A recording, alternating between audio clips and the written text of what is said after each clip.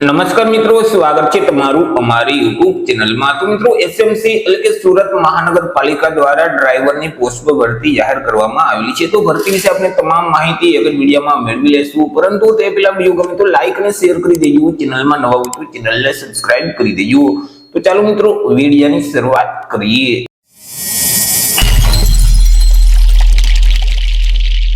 તો મિત્રો, આજે ભરતી છે તે એસએમસી એટલે કે સુરત મહાનગરપાલિકા દ્વારા બહાર પાડવામાં આવેલી છે। સુરત મહાનગરપાલિકામાં જે ડ્રાઈવરની જગ્યાઓ ખાલી છે, તો આ જગ્યાઓ સીધી ભરતીથી ભરવા માટે લાયકાત ધરાવતા ઉમેદવાર પાસેથી અરજી ફોર્મ મંગાવવામાં આવેલા છે। તો સૌથી પહેલા આપણે વાત કરી લેશું કંઈક અગત્યની તારીખ વિશે।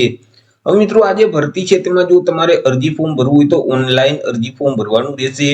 અરજી ફોર્મ ઓલરેડી શરૂ કરી દેવામાં આવેલા છે। 1/4/2026 થી અરજી ફોર્મ શરૂ કરવામાં આવેલા છે અને 15/4/2026 રાત્રિના 11 વાગ્યા સુધી તમે ઓનલાઈન અરજી ફોર્મ ભરી શકશો। અરજી ફોર્મ જે મહાનગરપાલિકાની ઓફિશિયલ વેબસાઇટ છે www.suratmunicipal.gov.in નામની જે વેબસાઇટ છે, તે વેબસાઇટ ઉપર જઈ તમે 15/4/2026 રાત્રિના 11 વાગ્યા સુધી ઓનલાઈન અરજી ફોર્મ ભરી શકશો।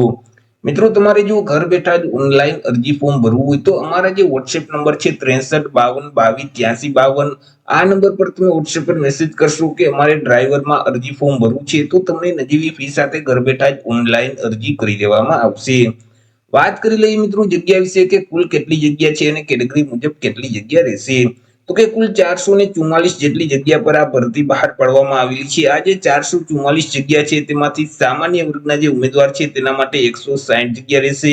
ઈડબ્લ્યુએસ વર્ગના ઉમેદવાર માટે 35 જગ્યા રહેશે। એસસીબીસી એટલે કે ઓબીસી કેટેગરીના જે ઉમેદવાર છે તેના માટે 144 જગ્યા છે। એસસી કેટેગરીના જે ઉમેદવાર છે તેના માટે 43 જગ્યા છે અને એસટી કેટેગરીના જે ઉમેદવાર છે તેના માટે 62 જેટલી જગ્યા રહેશે। આવી રીતે કુલ 144 જેટલી જગ્યા પર આ ભરતી જાહેર કરવામાં આવેલી છે। હવે જે 144 જગ્યા છે તેમાંથી 46 જગ્યા છે તે દિવ્યાંગ ઉમેદવાર માટે અનામત રહેશે। વાત કરી લઈએ પે સ્કેલ એટલે કે પગાર ધોરણ વિશે કે ઉમેદવારોને કયા પગાર ધોરણ મુજબ પગાર આપવામાં આવશે। તો ઉમેદવારોને પ્રથમ 3 વર્ષ સુધી તો ફિક્સ પગાર છે તે મળવાપાત્ર થશે। દર મહિને ₹16,500 ફિક્સ પગાર છે તે આપવામાં આવશે। 3 વર્ષ પૂરા થશે એટલે પે મેટ્રિક લેવલ 2 મુજબ ઉમેદવારોને પગાર છે તે મળવાપાત્ર થશે। એટલે કે ₹19,900 થી લઈ અને 63,200 મુજબ પગાર ધોરણ છે તે મુજબ ઉમેદવારોને પગાર આપવામાં આવશે। ચર્ચા કરી લઈએ એજ લિમિટ એટલે કે વય મર્યાદા વિશે કે અરજી ફોર્મ ભરવા માટે ઉમેદવારની ઉંમર કેટલી હોવી જોઈએ। તો કે ઉમેદવારોએ અરજી ફોર્મની ભરવાની જે છેલ્લી તારીખ છે 15/4/2026 તે તારીખને ધ્યાનમાં રાખી પોતાની ઉંમરની ગણતરી કરવાની રહેશે। 15/4/2026 ના રોજ ઉમેદવારની ઉંમર ઓછામાં ઓછી 18 વર્ષ અને વધુમાં વધુ 33 વર્ષની હોવી જોઈએ। પરંતુ અહીં જે અનામત વર્ગના ઉમેદવાર છે તો તેઓને સરકારશ્રીના નિયમ અનુસાર ઉંમરમાં છૂટછાટ આપવામાં આવશે। જેમ કે અનામત વર્ગના જે તમામ ઉમેદવાર છે તેને 5 વર્ષની છૂટછાટ આપવામાં આવશે। શારીરિક રીતે વિકલાંગતા ધરાવતા સામાન્ય વર્ગના જે પુરુષ ઉમેદવાર છે તેને 10 વર્ષની, જ્યારે અનામત વર્ગના જે વિકલાંગતા ધરાવતા ઉમેદવાર છે તેઓને 15 વર્ષની છૂટછાટ આપવામાં આવશે। પરંતુ અહીં કોઈ પણ સંજોગોમાં ઉમેદવારની ઉંમર છે તે 45 વર્ષ કરતા વધવી ન જોઈએ। જો ઉમેદવારની ઉંમર 45 વર્ષ કરતા વધી જતી હશે તો તેવા સંજોગોમાં તેઓને ઉંમરમાં છૂટછાટ મળવા પાત્ર થતી નથી। વાત કરી લઈએ આપણે એજ્યુકેશન ક્વોલિફિકેશન એટલે કે શૈક્ષણિક લાયકાત વિશે કે અરજી ફોર્મ ભરવા માટે ઉમેદવારની શૈક્ષણિક લાયકાત કેટલી હોવી જોઈએ। તો કે ઉમેદવારોએ કોઈ પણ સરકાર માન્ય બોર્ડમાંથી ધોરણ 10 ની પરીક્ષા છે તે પાસ કરેલ હોવી જોઈએ। જે ઉમેદવારોએ ધોરણ 10 ની પરીક્ષા પાસ કરેલ છે તે ઉમેદવાર આ ભરતીમાં અરજી કરી શકશે। સાથે સાથે ઉમેદવાર પાસે આરટીઓ માન્ય ટ્રાન્સપોર્ટ વ્હીકલ ચલાવવાનું 2 વર્ષ જૂનું માન્ય ડ્રાઇવિંગ લાયસન્સ છે તે ફરજિયાત હોવું જોઈએ। ઉમેદવારને આધુનિક હાઇડ્રોલિક ઓપરેશન વાળા જે વાહનો અથવા તો મશીનરી છે તેને ઓપરેટ કરતા ઉમેદવારને આવડતું હોવું જોઈએ। ત્યાર પછી ઉમેદવારની ઊંચાઈ છે તે ઓછામાં ઓછી 165 સેન્ટીમીટર હોવી જોઈએ। ઉમેદવારને ગુજરાતી અથવા તો હિન્દી અથવા તો બંને ભાષા છે તે આવડતી હોવી જોઈએ। બંને ભાષાનું નોલેજ છે તે ઉમેદવાર પાસે હોવું જોઈએ। ચર્ચા કરી લઈએ આપણે અરજી ફી એટલે કે પરીક્ષા ફી વિશે કે કયા ઉમેદવારોએ કેટલી પરીક્ષા ફી ભરવાની રહેશે। તો અહીં તમામ વર્ગના ઉમેદવારોએ પરીક્ષા ફી ભરવાની છે। પરીક્ષા ફી છે તે તમારે ઓનલાઈન જ ભરવાની રહેશે। તમે net banking, credit card, debit card કે યુપીઆઈ ના માધ્યમથી પરીક્ષા ફી ભરી શકશો। કે જેમાં સામાન્ય વર્ગના તમામ ઉમેદવારોએ પરીક્ષા ફી તરીકે ₹500 ભરવાના રહેશે। તે સિવાય અનામત વર્ગના જે તમામ ઉમેદવાર છે તેઓએ પરીક્ષા ફી તરીકે ₹400 ભરવાના રહેશે। અહીં ઉમેદવારોએ જે ફી ભરેલ છે તે ફી કોઈ પણ સંજોગોમાં પરત મળવા પાત્ર થતી નથી। અગત્યની સૂચના વિશે વાત કરીએ તો અહીં જે સામાજિક અને શૈક્ષણિક રીતે પછાત વર્ગના જે ઉમેદવાર છે તો તેઓએ ગુજરાતી ભાષામાં નોન ક્રિમિનલ સર્ટિફિકેટ આપવાનું રહેશે. હવે આ જે નોન ક્રિમિનલ સર્ટિફિકેટ છે તે 1/4/2024 થી લઈ અને 15/4/2026 ના સમયગાળા દરમિયાન મેળવેલ હશે તો તે માન્ય ગણાશે. એવી જ રીતે ઈડબ્લ્યુએસ એટલે કે આર્થિક રીતે નબળા વર્ગના જે ઉમેદવાર છે તો તેઓએ ગુજરાતી ભાષામાં ઈડબ્લ્યુએસ નું પ્રમાણપત્ર આપવાનું રહેશે. આ જે સર્ટિફિકેટ છે તે 16/4/2023 થી લઈ 15/4/2026 ના સમયગાળા દરમિયાન મેળવેલ હશે તો તે સર્ટિફિકેટ માન્ય ગણવામાં આવશે. ઉમેદવારોએ ફોર્મ ભરતી વખતે ફોટો અને સહી છે તે અપલોડ કરવાના રહેશે કે જેમાં ફાઇલનું ફોર્મેટ છે તે જેપીજી અથવા તો જેપીઈજી કે પીએનજી ફોર્મેટમાં તમારે ફોટો અને સિગ્નેચર છે તે અપલોડ કરવાના રહેશે કે જેમાં ફોટાની ફાઇલની સાઇઝ છે તે વધુમાં વધુ 150 KB સુધી હોવી જોઈએ, જ્યારે સિગ્નેચરની ફાઇલની સાઇઝ છે તે વધુમાં વધુ 50 KB સુધી હોવી જોઈએ.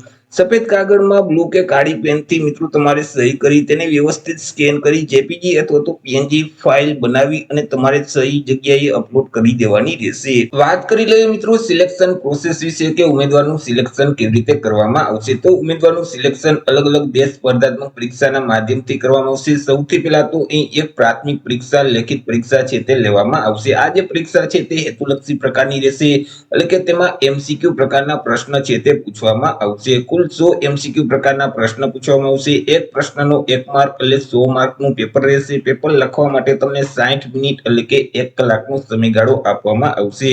તમને જે ક્વેશ્ચન પેપર આપવામાં આવશે તેમાં બેઝિક લાયકાતને લગતા જે પ્રશ્ન છે એટલે કે ડ્રાઇવિંગ ને સંબંધિત જે પ્રશ્ન છે તેવા 90 પ્રશ્ન પૂછવામાં આવશે કે જેમના 90 માર્ક રહેશે. તેમાં મિત્રો ડ્રાઇવિંગ અને ટ્રાફિકના નિયમને લગતા જે પ્રશ્ન છે જેમ કે રોડની નિશાનીઓ છે અને અલગ અલગ જે સિગ્નલો છે, સ્પીડ લિમિટ છે, રાત્રિ અથવા વરસાદ કે ધુમ્મસમાં ડ્રાઇવિંગને લગતા પ્રશ્ન છે, ઇમરજન્સી હેન્ડલિંગને લગતા પ્રશ્ન છે, તે સિવાય વાહનની જાણકારી માટેના પ્રશ્ન છે જેમ કે એન્જિન છે, ક્લચ છે, બ્રેક છે, ગિયર બોક્સ અને એરબેગ બ્રેક સિસ્ટમ છે.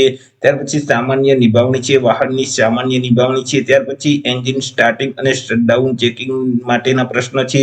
ત્યાર પછી અલગ અલગ જે કાયદાઓ છે મોટર વ્હીકલ એક્ટ સંબંધિત તેને લગતા પ્રશ્ન પૂછવામાં આવશે જેમ કે ડ્રાઇવિંગ લાયસન્સના જે નિયમો છે, નોંધણી અને વીમા માટેના પ્રશ્ન છે, ટ્રાફિકના દંડ માટેના પ્રશ્ન છે, અલગ અલગ જે કાનૂની જોગવાઈઓ છે તે સંબંધિત પ્રશ્ન પૂછવામાં આવશે. સુરક્ષા અને પ્રાથમિક સારવારને લગતા પ્રશ્ન છે જેમ કે પ્રાથમિક સારવારની જાણકારીને લગતા પ્રશ્ન છે, આગ અને સુરક્ષાના નિયમોને લગતા પ્રશ્ન છે. તો આવા અલગ અલગ 90 પ્રશ્ન છે તે પૂછવામાં આવશે. તે સિવાય બાકીના જે 10 પ્રશ્ન છે તે ગુજરાતી અને અંગ્રેજી ભાષામાંથી પૂછવામાં આવશે કે જેમના 10 માર્ક રહેશે. આવી રીતે એક લેખિત પરીક્ષા લેવામાં આવશે હેતુલક્ષી કે જેમાં 100 એમસીક્યુ પ્રકારના પ્રશ્ન પૂછવામાં આવશે અને 100 માર્કનું પેપર રહેશે. ત્યાર પછી અહીં ઉમેદવારની એક પ્રેક્ટિકલ પરીક્ષા છે તે લેવામાં આવશે કે જેમાં ભારે વાહન ચલાવવાનું રહેશે. ત્યાર પછી રિવર્સ અને પાર્કિંગ કરવાનું રહેશે, ટ્રાફિકના નિયમોનું પાલન કરવાનું રહેશે, રોડ હેન્ડલિંગ છે તો તેવી તમારે એક પ્રેક્ટિકલ પરીક્ષા આપવાની રહેશે.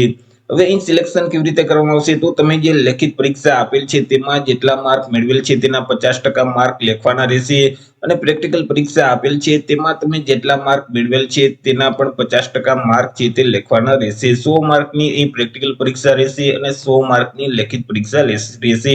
માનો કે તમે લેખિત પરીક્ષામાં 50 માર્ક મેળવેલ છે, 100 માંથી 50 માર્ક મેળવેલ છે તો તેના 50% લેખે અહીં તમારે 25 માર્ક છે તે ગણવાના રહેશે.